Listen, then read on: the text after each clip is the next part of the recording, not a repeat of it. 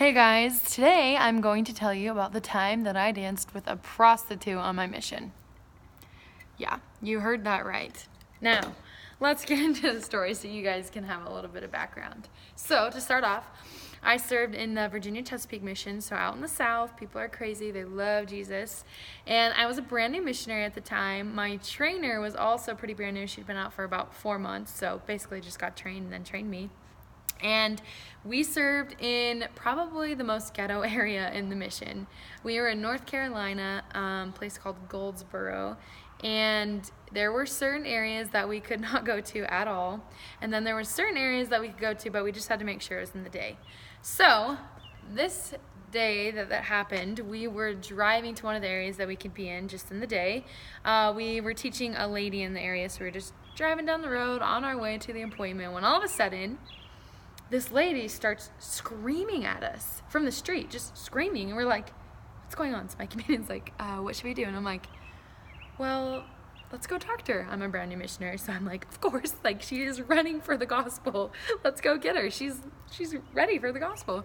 So we look at each other and we're like, okay, well, let's pull over. So we pull over kind of to the side of the street, but kind of still in the middle of the street.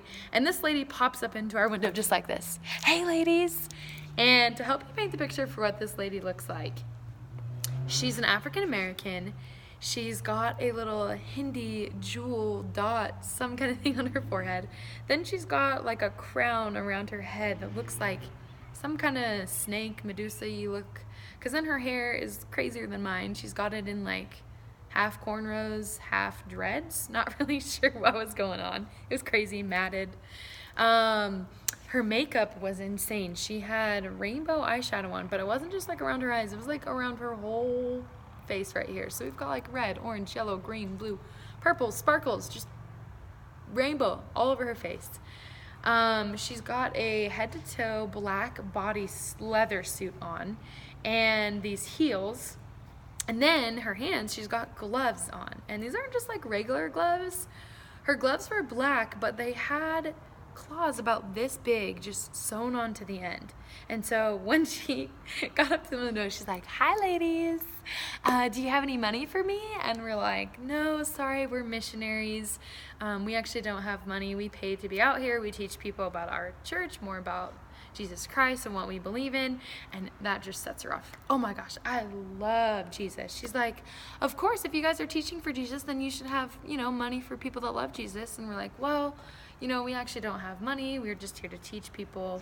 And anyways, she's just in our face, trying to talk to us, trying to get money. And we are just like, what do we do? So we started talking to her a little bit more about Jesus. She's like, oh, I love Jesus. She's like, everyone knows that I love Jesus around here. Even the cops, they all know me around here. Everyone knows me. I'm just that person that, runs the town. And she's telling us that she sings in her choir. She's the lead singer. And so next thing you know, she's like, okay, come on, let's talk about Jesus. I love talking about Jesus. So she makes us park the car and sit on the curb, and we're just sitting there talking to her about Jesus. And we're trying to get serious. We're talking to her. She's quoting all these scriptures, and people in the South, they love Jesus, so she's just rambling off about him and how she's so blessed and this and this and this and that. And then I start reading Moroni's Promise. It's getting a little serious. We're getting spiritual. And then she just stands up in the middle of me reading Moroni's Promise, and she's like, all right, ladies, enough time of talking about Jesus. We need to sing about Jesus. He needs to hear us sing. So she gets up, and she is just on the top of her lungs singing about Jesus. I wish I could quote you guys some of the songs, but she's just, Lord, the Lord this, he's blessed, and she is belting it out. She has no shame. Then next thing I know, she's like, who did it? Starts singing, and then she looks at us, and I'm like, I don't know this song. I know hymns, but I don't know this one. And she's like, the Lord did it. Come on, how would you not know that? I'm like, oh, okay, yeah, you're totally right. So then she makes us get up and dance with her. So we're just like, she's like, who did it? And I'm the backup singer because my companion wouldn't sing, and I'm singing, the Lord did it. She's all, who did it? The Lord did it. Who did it? And we are dancing, we are clapping, we are like full-blown Southern Jesus lovers, okay? We're singing about Jesus. I'm screaming, the Lord did it. She's singing, who did it? The Lord did it.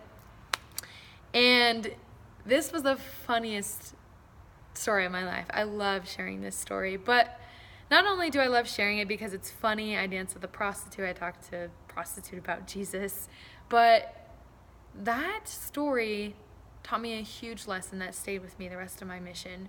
Whenever I was having a hard time or a bad day or just kind of one of those days where I just didn't know if, I was doing enough, I would just have that song pop into my head. Who did it? And I would just think, the Lord did it.